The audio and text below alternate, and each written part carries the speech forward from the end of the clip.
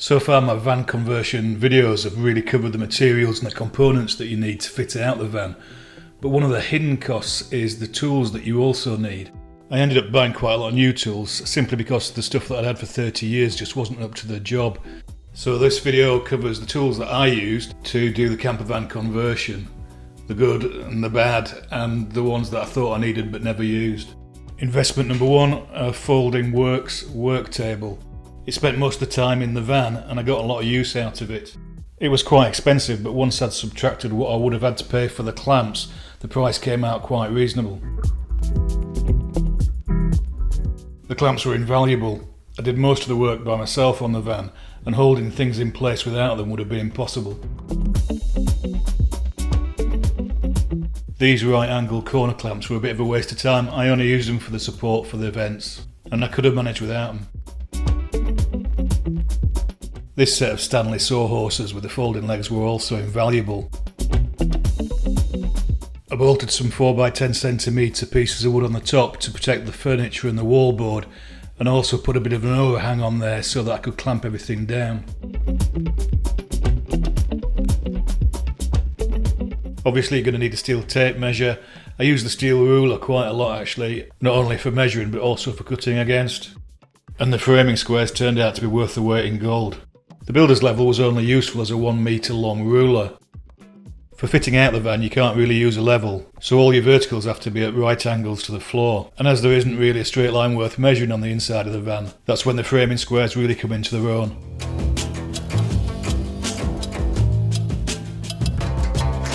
I would definitely recommend getting lots of spare blades for your Stanley knife. Pincers are also useful for the wiring.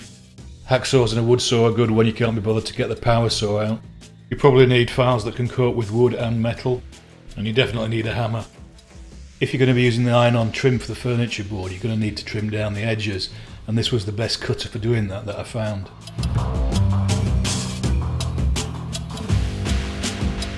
A decent set of screwdrivers is useful, and if you see one of these electrical screwdrivers in the hardware shop, I'd snap it up because it seemed to fit most of the Phillips screws, and it was definitely the screwdriver I used the most. Apart from the bulkhead, I used the spanners and the socket set mainly for all the electrical work. Now we get to the expensive stuff in the toolkit. Where possible I wanted battery power tools so that I didn't have to have an extension cable running into the van all the time. The batteries on my old DeWalt drill only lasted for about 2 minutes, so I bought this Bosch set with 2 batteries. And then I just bought a second drill body, then I could use one for drilling and one for screwing, without having to constantly change the drill bit for a screwdriver. When I started off I just used Bosch drill bits, which were fine for wood but didn't really last very long when going through metal. And then I discovered these HSS Cobalt jobber drill bits and never looked back because they just consistently went through the Sprinter steelwork. I definitely got my money's worth out of the Craig's drill jig by the time I'd finished the van. Really useful.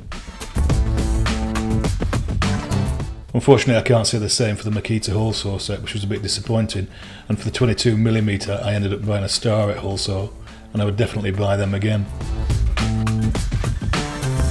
For cutting the curvy bits I got a Bosch jigsaw body which used the same battery as the drill, so it saved a bit of money.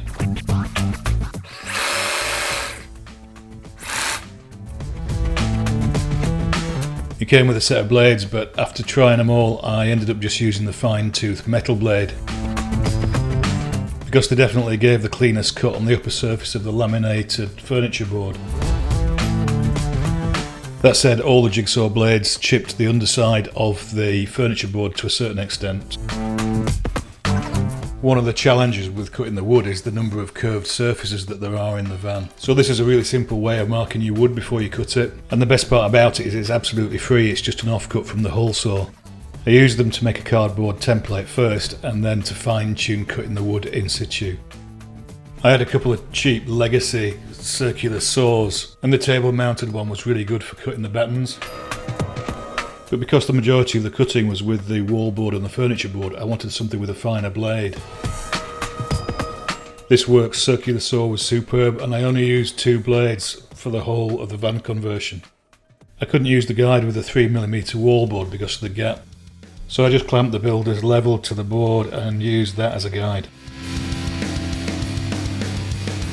It's unlikely you'll need a router. I needed it for the worktop because it was so thick to get the hob to fit, and also for the tap. I can't remember why I convinced myself I needed an oscillating saw. I used it once for the furniture build and once again when I did the wheel carrier on the back of the van. And even then it was pretty useless for cutting through metal. It took about 10 bimetal blades.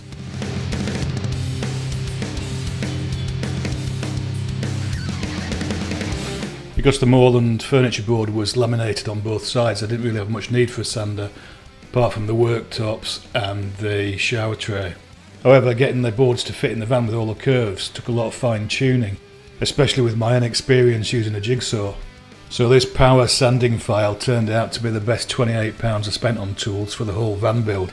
The replacement sanding belts are really cheap too, so definitely my top tip for camper van conversion tools. Set of screwdrivers, electrical screwdrivers, good. If you've got a voltmeter, really useful. Got a bit of spare brass, one of these, save yourself a lot of time.